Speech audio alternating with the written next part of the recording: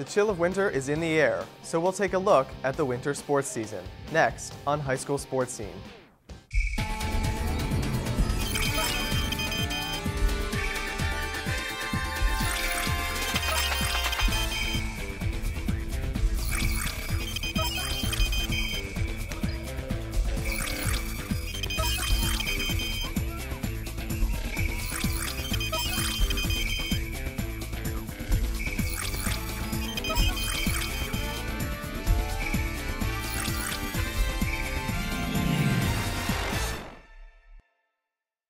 Hi, and welcome to this edition of High School Sports Scene. I'm Ryan Plano. The winter sports season is underway. In this edition, we'll take a look at last year's top teams and find out who to watch for this year. First up, basketball. Coming off of consecutive Class 3A state boys championships, Milford Mill should be the team to beat in Baltimore County. We've got a lot of talent.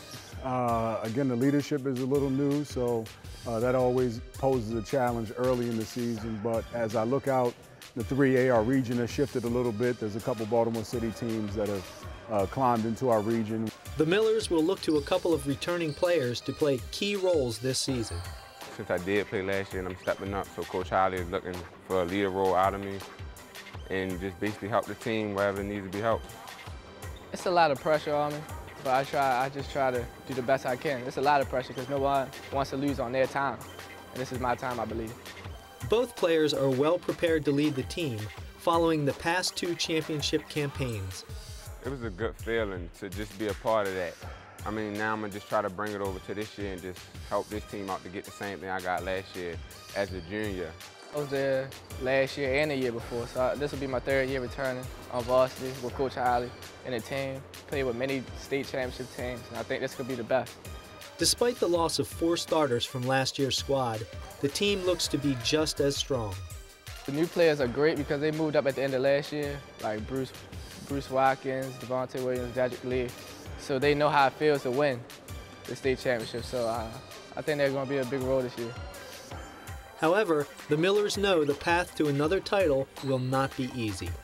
It's going to be kind of tough because everybody's going to be on our back and expecting us to do things, but the prospects, as far as the teams we play, I think Owings Mills, and then in our region like Patterson, but I think we're going to be good. Parkville always, Woodlawn always pose a challenge.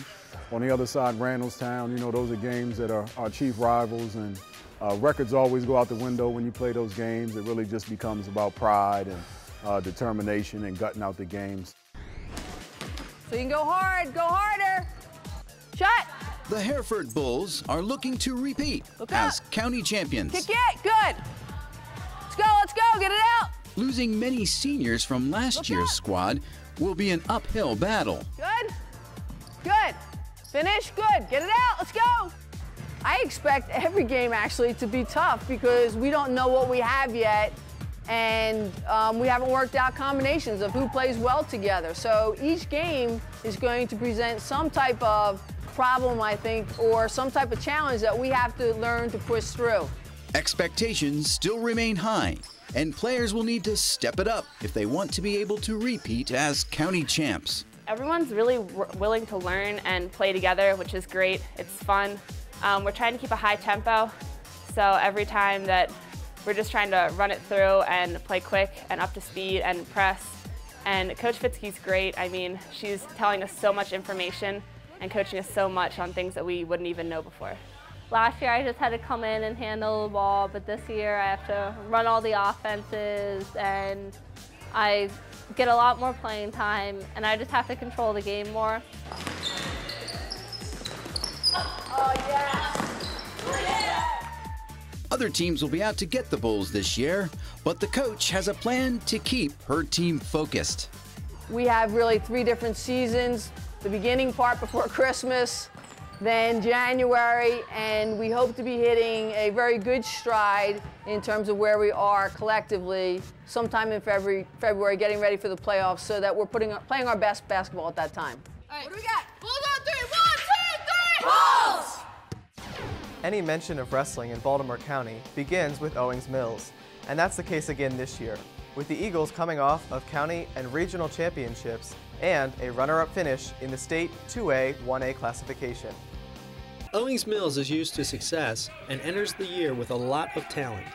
Well, we have 2 returning state champions, so I'm hoping that they can do it again. Demetrius Johnson, who right now is wrestling 152, and Taryn Carr, who's wrestling 160.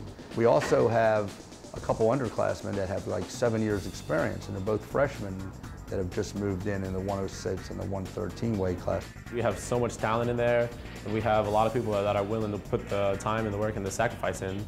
We have a whole team that's just one big family, and so we have a lot of things going for us. While the Eagles typically reload rather than rebuild, changes in the weight classes may not have been a help to them. When they changed the weight classes this year, it really didn't help us because we lost a lower weight where we're loaded, and they added like a heavier weight, which we didn't think we had.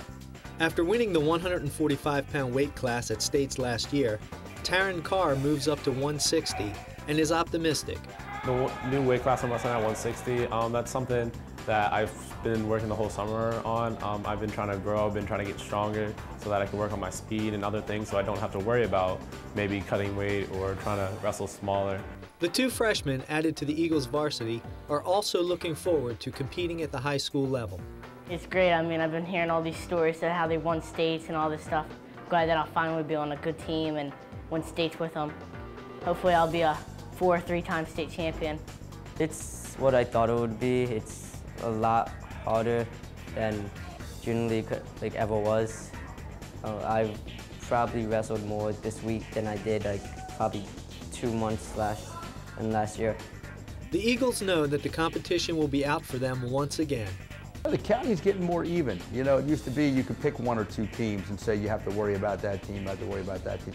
But everybody has good kids now. I mean, everybody's competitive. However, Coach Pritzker remains hopeful. The kids that are in the room are working hard and want to be there, and we're still a really competitive team. I mean, probably an off year for us is a good year for a lot of other people.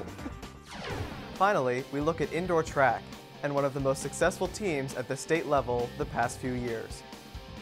Work up this hill, work up this hill! With back-to-back 1A state titles, the Western Tech girls indoor track team is poised for another run at a championship. Obviously, the goal would be trying to capture another title this year. I think it'll be a lot more difficult. Boonesboro is definitely a very capable rival, so to speak. Now, I think last year we might have won by maybe 40 points. This year it'll be difficult, but I'm hopeful that we should be able to get it done. The Wolverines are deep, with several girls capable of scoring in different events. I think our team is going to be really strong this year because we have a new talent, and I think the talent returning is going to show up this year and do really good. And we've been training really hard. All the way up! Individually, Linton won the state indoor 800 last year as a junior and finished second in the 500 to her then freshman teammate Sharon Dorsey. It was really surprising for me. I didn't know what to expect going into freshman year, but with a strong team, it helped me gain confidence as I went through the season. So the team as a whole helped me stay humble, I guess, and go into this year with a level head. The depth on the squad helps the girls push each other. We definitely push each other. I mean, whether it's at practices or in a race at a meet, it's even if one of us is getting weaker or not giving up per se, but you're slowing down, the other one will come on, stay strong. They'll push you by going ahead, and you're yeah, I had to stay with this person. It's competitive, but it's friendly and constructive competition. On the boys' side, the Wolverines will look to senior Keemon Jones in the 500, 800, and relays to lead the way.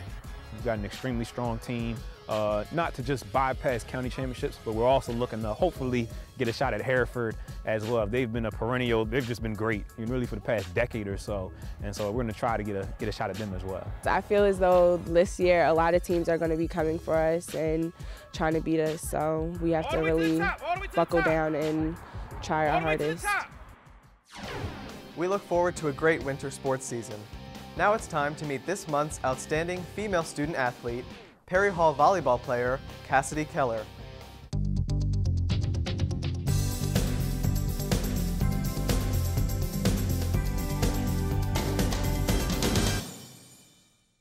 Cassidy Keller is a senior volleyball and basketball player at Perry Hall High School. After playing in her middle school's all-star volleyball game, she decided to play the sport in high school.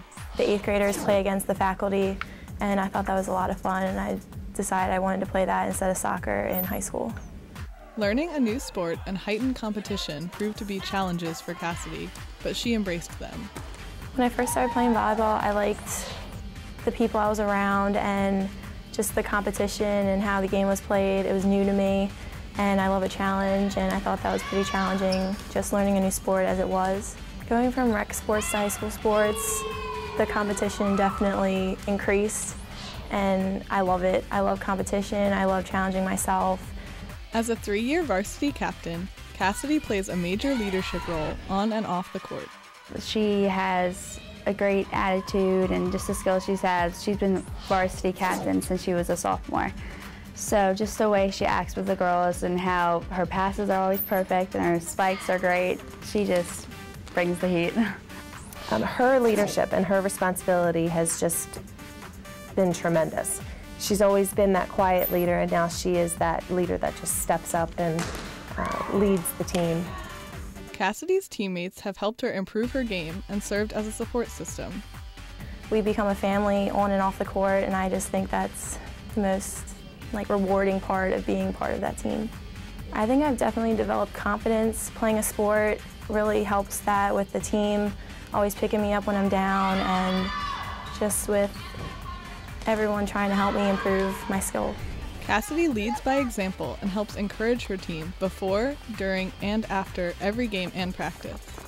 Most people, when they think of volleyball, they think of spikes and hits and getting those kills and awesome digs, which is great, and she does that well, but just her hustle getting around the court is unbelievable. Every drill, every play, whether it's a game or practice, she is 100% on every time. She wants to be the first one in the drill. She wants to be the one that says, okay, let me just do that one more time. Though balancing schoolwork and sports is a challenge, Cassidy has been able to excel in both. Her time management and work ethic is just unbelievable. I don't even know how she does it. She's in AP classes, gets A's and B's, and still manages to be on varsity basketball and volleyball. She just knows what to do and how to do it and when to do it. I've learned that I can work hard just as much doing classwork and homework as I can on the court. After 4 years of hard work on and off the court, Cassidy has great advice to offer to younger players. The advice I can give to younger athletes is to always do your best, always leave it on the court, and try to be as confident as you can be. Cassidy will be remembered at Perry Hall as a great player, a hard worker, and an outstanding example. There's only a few kids that you come across in your lifetime that you can say this about, and I can honestly say I wish my daughters will be like her. She's just a great all-around kid. We'd like to wish Cassidy the best of luck in her academic and athletic future. For High School Sports Scene, this is Emma McDonald. Congratulations to Cassidy.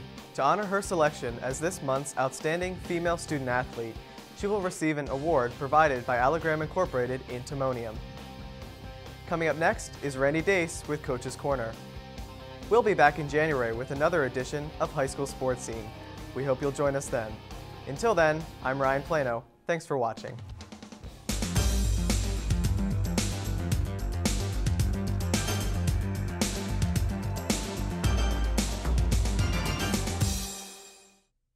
Hi, I'm Randy Dace, and welcome to Coach's Corner. My guests today are Sarah Carter and John Luckin, who are both cross-country runners for Hereford High School. Welcome to High School Sports Scene. And the first thing is I want to congratulate both of you. Sarah, you're a member of the girls 3A state championship high school, Hereford High School cross-country team. And John, you're a member of the 3A Hereford High School state champion cross-country team, both male and female. Has that happened before, Sarah, at Hereford before? Yeah, this is a repeat from last year. The exact same thing happened. So that's perfect. And Sarah, you're a sophomore, and John, you're a junior, okay? And when we talk about state championship, both of you did not win the race, but you placed, as did others, for Hereford to give Hereford that state title. John, what place did you come in the boys' race? I came 5th place. And Sarah, you came in? 2nd place. And for you, John, it was really a huge improvement from last year. Last year in the state title championship meets, you came in What place? 26th place. Very good. And Sarah? I was 7th last year. And you're only a freshman. Yeah. So that was my second varsity race I ever ran last year. Oh, that's amazing. So, Sarah, can you explain to us a little bit how you win that state title as far as the position of the runners? And to individually win? Yeah. How do you? Well, not individually, but how you win the team championship? Oh, well, you got to know first who your main competition is team-wise, and then generally you try to match up with, if you're Hereford's number 2, you're going to want to know where, in our case it was Urbana, where their number 2 runner is, and throughout the race, make sure you know so that you can be ahead of them or at least stick with them. Now, John, as a junior, you've had some experience, okay? And I guess, is it really an advantage that you ran at Hereford, which is your home course in the state championship? The home course has its advantages due to the fact that you're familiar with the terrain, but still, as with everybody else, we don't like running the dip. It's hard for us. It's a struggle for everybody who runs the course. Can you tell us what you mean by the dip? Well, the dip is a hill you traverse twice during the race, once at approximately 1.25 miles through, and the second time about 2.5 miles in. And it's a very steep hill that goes down the one side to over a little stream, over a bridge, and then up the other side. It's a very difficult hill to run up. John, do you think it's the most difficult course in the state of Maryland? Yes, I do. Sarah, agree?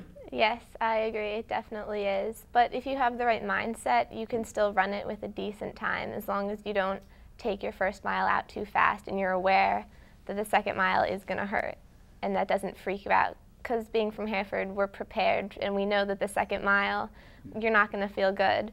But we also know that it doesn't stay quite as bad and you can still push through it and do well. Sarah, is this your favorite course? Yeah, it is.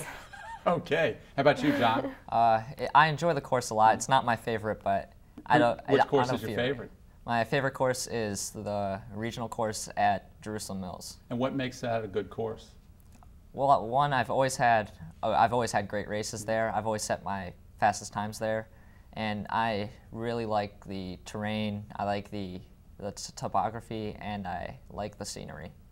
Very good. Now, the boys won the region championship also, and you came in first place? Yes.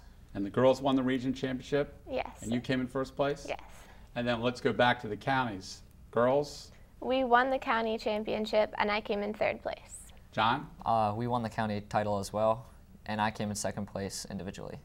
And I don't know, you guys are young, but I've been around a long time, but Hereford has a tremendous tradition in cross country and have always been highly successful. Why do you think they have great success up at Hereford all the time, John? Well, I think the training environment's very good. We do a lot of our running in the Gunpowder State Park. It's really it's a great area to run.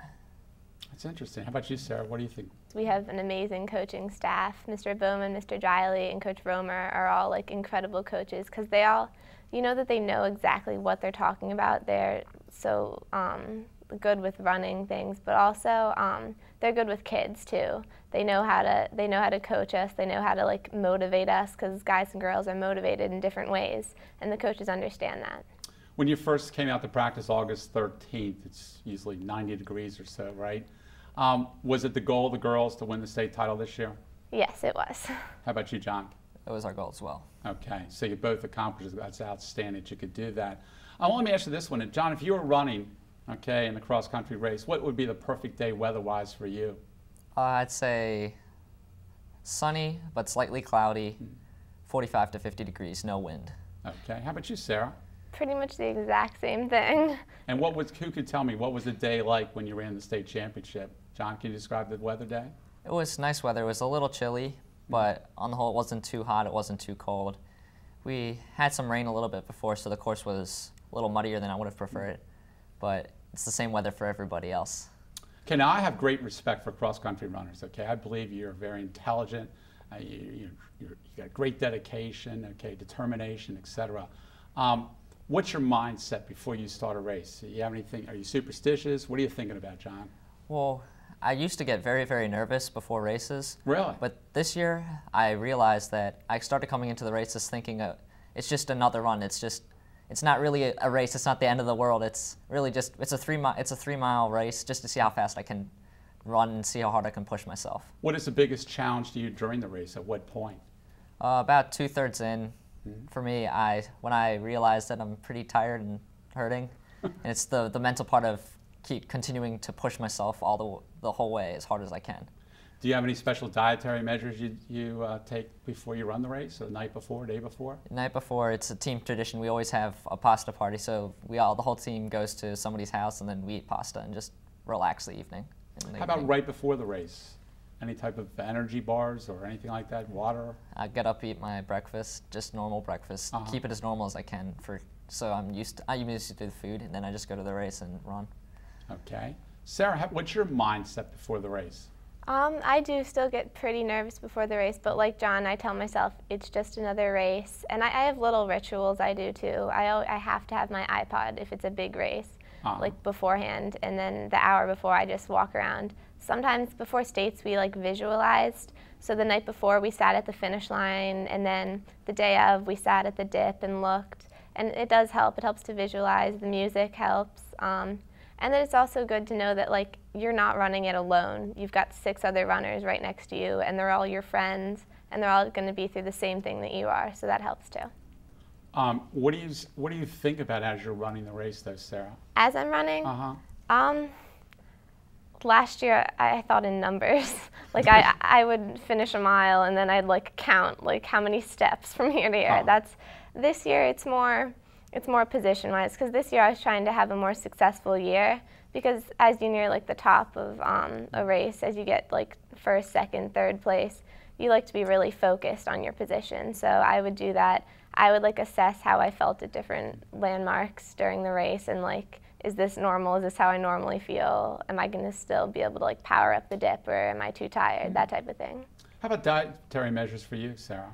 The night before, like John, we have pasta parties. Sometimes the girls and guys team have them together, but sometimes before big races we do them separately, just for more team bonding and closeness. But so always like carbs, your usual, and then the day of, I have a lot of fruit the day of. Do you really? Yeah, and then a normal breakfast. Let me ask you this one. I know when I coach soccer, and I see all the cross-country guys run by the field, and people are yelling, "Go, go, go!" Do you ever hear them, John, or do you block that out? Well, at some points you notice it. Like I always hear the coaches yelling. I always hear my parents yelling. Sometimes I hear the occasional spectator. So you can really hear the coach and listen to what the coach is saying at that time? Oftentimes the coaches wait in places where there aren't the huge crowds, so we can hear them. Okay. How about you, Sarah? Hear anybody yelling at you? I block out the crowds. My dad's always asked me after a race, he's like, "Did you hear what I yelled at you?" And I'm always like, no. I really block it out, because I don't need the screaming. I like the parts of our course where you're away from all the people and stuff, but I do listen to the coaches. That's helpful. That's interesting. Now, I know, John, you run cross-country, indoor, outdoor track, right? Yes. So you run. How about you, Sarah? What do you do? Cross-country, indoor, and outdoor track. Last year I did basketball, but I changed. Can you burn out, John, doing all that running? Personally, I don't think you really can. I love running so much. I don't get tired of it. That's great. You know, if I take the break off, I end up running anyways. How about you, Sarah? Not quite like that, but I believe you can burn out, but I think a lot of burning out is mental. So if you're still mentally into it and emotionally into it, then I don't think you're physically going to burn out.